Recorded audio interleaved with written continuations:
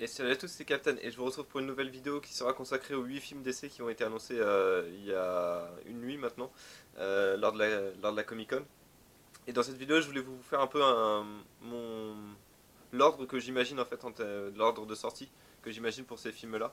Alors c'est un ordre qui est basé sur une sorte de schéma, ce que j'ai essayé de faire. C'est-à-dire que j'ai divisé les films en 4 catégories. Et je pense qu'on aura le droit à 4 films par an, c'est pour ça qu'il y en a 8 qui ont été annoncés. Et ça, les 4 films sortiront en 2019 et 2020. Donc le premier qui sortirait, ça serait Shazam, et ça serait la catégorie magie. C'est-à-dire qu'on fait entrer la magie dans le DC Extended Universe avec Shazam. C'est également, ça lance également l'année de façon un peu plus discrète en termes de films de super-héros. C'est-à-dire que en termes de super-héros, j'ai trouvé que depuis un ou 2 ans, ce sont les super-héros les moins connus qui lancent un peu la vague des, euh, des films de super-héros pour l'été. Je pense que Deadpool, par exemple, quand il est sorti, c'était clairement pour ça, c'était clairement une tentative pour voir ce que pouvait donner le personnage, et ça a parfaitement marché. Pareil, Logan, c'est un super-héros connu, mais par contre, le film était également, je pense, un essai. Donc c'est pour ça qu'ils ont essayé de le mettre le plus tôt possible dans l'année pour pas qu'il soit englouti par les autres films de super-héros. Donc je pense que Shazam c'est pareil, ça va être un essai. Et c'est pour ça qu'ils vont essayer de le mettre le plus tôt possible dans l'année pour pas qu'il soit englouti par les autres blockbusters. Donc voilà pourquoi je pense que Shazam sortira en premier. Donc de toute façon c'est quasiment confirmé que c'est le 5 avril 2019. Ensuite je pense qu'ils enchaîneront avec The Batman.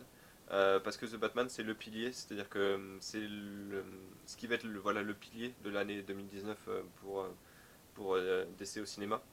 Ça sera les 80 ans du personnage, donc je vois pas comment, encore une fois, comment ce film pourrait louper sa date de sortie en 2019.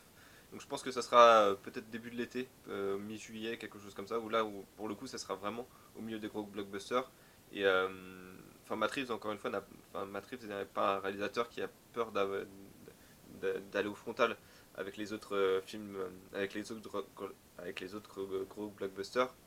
Et il a d'ailleurs pris la première place à Spider-Man Homecoming avec La planète des singes 3. Donc il sait. Enfin, et là avec The Batman, ça m'étonnerait qu'il ne prenne pas la première place en juillet. Donc ça risque de. Enfin, je pense que c'est quasiment assuré que The Batman sortira en deuxième cette année-là. En troisième, pour le coup, je mettrais Batgirl parce que c'est un terme. Enfin, Batgirl, je l'ai classé dans la catégorie SS. C'est-à-dire que même s'il y a Joss Whedon à la réalisation, ça va être le deuxième film de, euh, de super-héroïne pour DC. Je crois que ça sera en concurrence avec Captain Marvel cette année-là, si je me trompe pas. À moins que Captain Marvel sorte en 2018. Non, je crois que c'est 2019 hein, pour Captain Marvel. Donc j'avoue que j'ai pas trop regardé quand sort Captain Marvel, mais je pense que Batgirl devrait sortir après The Batman pour profiter de l'élan de Batman. Parce que c'est clairement un essai, Batgirl. C'est un personnage que pas beaucoup de monde connaît et c'est un peu comme Aquaman. C'est-à-dire que rien que le nom Batgirl, on se dit oh, ça va être un film d'adolescente ou des choses comme ça. Alors que, à mon avis, il y a énormément de choses à faire des choses vraiment intéressantes à faire avec ce personnage-là et des choses que le grand public ignore. Donc ça sera un bon moyen de la faire découvrir, mais pour la faire découvrir, il faut que les gens y aillent. Et comment y aller comment faire se déplacer les gens pour Batgirl, tout simplement par exemple en montrant Batgirl à la fin de The Batman.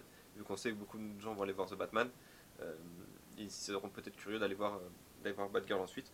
Et pour finir l'année 2019, j'ai classé ça dans la catégorie début de franchise, lancement de franchise. Ça serait Suicide Squad 2, puisque le premier a véritablement beaucoup plu et a plus ou moins commencé, je pense, une sorte de franchise euh, chez DC, et surtout dans le DC Extended Universe. Peut-être que Suicide Squad 2 va être pour le coup le vrai test pour la Warner pour voir si Suicide Squad accroche véritablement auprès du public ou si le premier a juste marché parce que c'était un peu nouveau d'avoir voilà, des couleurs flashy, une bande son connue dans un film d'essai.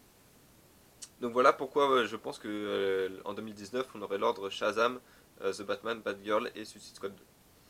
On passe en 2020 et encore une fois on continue avec ce même schéma, c'est-à-dire qu'on reproduit en fait ce même schéma avec le premier film de l'année qui pourrait avoir lieu je crois que c'est en février, il me semble qu'ils ont verrouillé une date en février 2020 et ça pourrait être donc selon moi Justice League Dark. Parce qu'encore une fois, la catégorie magie. Et c'est clairement un essai également. Justice League Dark, on ne sait pas comment ça peut marcher. C'est pas des personnages qui sont aussi haut en couleur que Suicide Squad. Donc on ne sait pas comment le plus grand public va accrocher. Donc il faut lancer ça le plus tôt possible dans l'année pour, voilà, pour lancer la saison des super-héros. Et justement, un film qui lance la saison des super-héros, les gens vont peut-être être plus curieux. Également, vont se dire, ah bah c'est le premier film de l'année, bon après tout je vais aller le voir parce qu'on n'a pas grand chose à se mettre sous la dent et je vais pas attendre cet été pour aller voir des films de super-héros. Donc peut-être qu'ils peuvent jouer sur la curiosité pour lancer Justice League Dark. Encore une fois, on reproduit le même schéma. Le deuxième pilier du DC Extended Universe actuellement, c'est Wonder Woman. Donc Wonder Woman 2 suivrait, selon moi, Justice League Dark. Peut-être au printemps ou peut-être même, encore une fois, en sortir en peut-être mai-juin. Euh, c'est quelque chose que je, que je vois.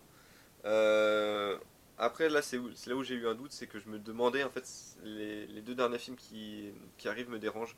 Je sais pas si Green Lantern Corps doit sortir après Flashpoint. Seulement, en fait, Flashpoint, c'est clairement le film de fin. C'est-à-dire que c'est le film où, après Flashpoint, tout va changer. Tout ne sera plus comme avant. Donc, ça serait bizarre de faire Flashpoint et puis après Green Lantern Corps. À moins que les Green Lantern apparaissent suite à Flashpoint, mais ça, encore une fois, ça me paraît très bizarre. Euh, c'est pas impossible, mais ça me paraît très bizarre. Donc, je pense que Green Lantern Corps sortirait euh, après Wonder Woman 2 et on finirait l'année avec Flashpoint qui serait du coup le point de changement, le point de rotation du DC Extended Universe avec peut-être plus de héros, des héros différents ou des choses comme ça. J'ai un doute en fait pour cette année 2020. Pour moi l'année 2019 elle est quasiment, je dirais quasiment bouclée avec Shazam, The Batman, Batgirl et Suicide Squad 2. Mais Wonder Woman 2, enfin, à part Wonder Woman 2 que je mettrais vraiment en début d'été, peut-être que Justice League Dark et Green Lantern Corps peuvent être interchangés parce que est-ce que Green Lantern Corps n'est au final pas peut-être pas et plus enfin Green Lantern Corps c'est à mon avis un essai et rangé dans la catégorie essai donc est-ce que ça serait pas plus logique de le mettre en début d'année. J'avoue que je sais pas trop, j'aimerais vraiment avoir votre avis. Personnellement je pense que Green Lantern Corps s'ils font le bon casting, il peut se faire sa place en été. Il peut se faire sa place à la fin de l'été. Comme Suicide Squad s'est fait sa place à la fin d'été. Quand je dis fin d'été, c'est au mois d'août, parce qu'au mois d'août, il y a vraiment plus beaucoup de blockbusters qui sortent. Donc peut-être que Green Lantern Corps pourrait sortir en août. Justice League Dark, à la limite, ça serait donc en hiver. Et Wonder Woman 2 en début d'été, genre mai-juin. Et Flashpoint, on finirait peut-être en novembre ou en décembre. Ça me paraît être quelque chose de jouable et quelque chose d'envisageable. Mais voilà. Ce n'est que mon avis, j'attends le vôtre et vraiment j'ai hâte de faire des vidéos de plus en plus spéculatives sur ces annonces-là, sur ces films-là. Pourquoi pas faire des vidéos qui serait le meilleur réalisateur pour tel ou tel film, quel acteur pour Green Lantern Corps, enfin, ce genre de choses. Vraiment, ça m'a redonné une sorte de boost cette Comic Con et j'ai vraiment hâte de voir où est-ce que ça va nous mener et surtout j'ai hâte que les annonces sortent sur qui sont les réalisateurs des films qui n'en ont pas actuellement. Donc voilà. Je vais arrêter cette vidéo là avant de partir complètement hors sujet. Donc je vous remercie d'avoir regardé cette vidéo. N'hésitez pas à me dire ce que vous en pensez dans les commentaires. N'hésitez pas à me donner également votre ordre. C'est vraiment quelque chose qui m'intéresse, votre ordre, parce que c'est comme ça qu'à mon avis on peut se faire une idée de ce que le public attend. Et voilà, j'ai hâte d'avoir votre avis et d'en parler avec vous dans les commentaires. Donc merci d'avoir regardé cette vidéo et je vous dis à bientôt.